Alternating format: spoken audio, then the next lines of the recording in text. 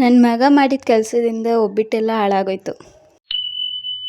Hi insta ಫ್ಯಾಮಿಲಿಗೆ good morning, welcome to my mini vlog. ಬೆಳಗ್ಗೆ ಎದ್ದು ಫ್ರೆಶ್ ಅಪ್ ಆಗಿ ರಾತ್ರಿ ಬಿಸಿ ಬಿಸಿ ನೀರನ್ನ ಒಯ್ಕೊಬಿಟ್ಟಿದೆ ಕೈ ಮೇಲೆ. ಅದು ಒಬ್ಬಳೇ ಬಂದು ಅದು ಒಡೆದೋಗಿತ್ತು ಮತ್ತೆ, ಹಾಗಾಗಿ ಟೇಪಲ್ಗೆ ಸುತ್ಕೊಂಡು ಕೂತಿದ್ದೆ. ಎಲ್ಲರಿಗೂ ಕಾಫಿ ಟೀ ಮಾಡಿಕೊಟ್ಟು ಹೊಲಕ್ಕೆ ಕೆಲ್ಸಕ್ಕೆ ಬಂದಿದ್ರು, ಹಾಗಾಗಿ ಅವ್ರಿಗೂ ಮಾಡಿಕೊಟ್ಬಿಡೋದ ಫಸ್ಟು ಅಂದ್ಬಿಟ್ಟು ಅವ್ರಿಗೆಲ್ಲ ಮಾಡಿಕೊಟ್ಟು ನಮ್ಮ ಮನೆಯವರೆಲ್ಲ ಕುತ್ಕೊಂಡು ಕುಡಿದ್ವಿ. ಆಮೇಲೆ ನಮ್ಮ ಅಜ್ಜಿಗೆ ಸ್ನಾನ ಮಾಡಿಸಿದ್ರು ನಮ್ಮಮ್ಮ. ಅವ್ರನ್ನ ಎತ್ಕೊಂಬರ್ತಾಯಿದ್ರು ಬಸ್ ಮನೆಯಿಂದ.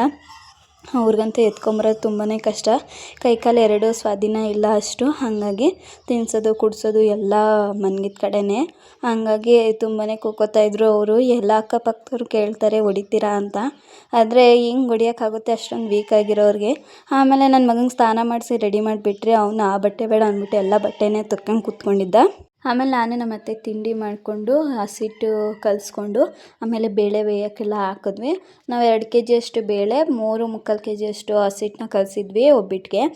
ಪಿತೃಪಕ್ಷ ಮಾಡೋದ್ರಿಂದ ತುಂಬ ಚೆನ್ನಾಗಿ ನಾದಿ ಎಲ್ಲ 3/4 ಲೀಟ್ರಷ್ಟು ಎಣ್ಣೆ ಎಲ್ಲ ಹಾಕಿ ಚೆನ್ನಾಗಿ ನಾದಿಟ್ಟಿದ್ರು. ಬಟ್ ಏನಾಯಿತು ಅಂದರೆ ನನ್ನ ಮಗ ಈರುಳ್ಳಿ ಸುಲಿತಾ ಕುತ್ಕೊಬಿಟ್ಟ. ಅದು ತುಂಬ ತೆಳ್ಳೆ ಆಗಿಬಿಟ್ಟಿತ್ತು ಹಸಿಟ್ಟು. ಈರುಳ್ಳಿ ವಾಸನೆಗೆ ಹಸಿಟ್ಟು ಜಿನ್ಕೊಬಿಡ್ತದಂತೆ, ಹಂಗಾಗಿ ತುಂಬ ಚೆನ್ನಾಗಿ ಬತ್ತಿತ್ತು. ಆಮೇಲೆ ಜಿನ್ಕೊಬಿಟ್ಟಿದ್ರಿಂದ ನೀಟಾಗಿ ಬರ್ತಾ ಇರಲಿಲ್ಲ ಸಂಜೆ. ಆಮೇಲೆ 1/4 kg ಅಷ್ಟು ಮತ್ತೆ ಹಸಿಟ್ಟು ಹಾಕಿ ನಾವು ನಮ್ಮ ಅತ್ತೆ ಎಲ್ಲ ನಮ್ಮಮ್ಮ ಎಲ್ಲ ಬಂದಿದ್ರು, ಅವರೆಲ್ಲ ಮಾಡಿದ್ವಿ ಒಬ್ಬಿಟ್ಟು. 8 ಗಂಟೆ ಅಷ್ಟೊತ್ತಿಗೆಲ್ಲ ಮುಗೀತು. 4 4:15 ಕೂತ್ಕೊಂಡಿದ್ವಿ, ಮುಗ್ದೋಯ್ತು. ಆಮೇಲೆ ಊಟಕ್ಕೆಲ್ಲ ಬಜ್ಜಿ ಎಲ್ಲ ಹಾಕ್ಕೊಂಡು ತಿಳಿ ಸಾಂಬಾರು ಮಾಡ್ಕೊಂಡಿದ್ದೆ. ವಡಿ ಎಲ್ಲ ಮಾಡಿಕೊಂಡು ಮನ್ಗೋಷ್ಟೊತ್ತಿಗೆ 2 ಗಂಟೆ ಆಗಿತ್ತು. ಸುಮಾರು ಎಲ್ಲ ಕೆಲಸ ನೈಟೇ ಮಾಡಿ ಮುಗಿಸ್ಕೊಂಡಿದ್ವಿ.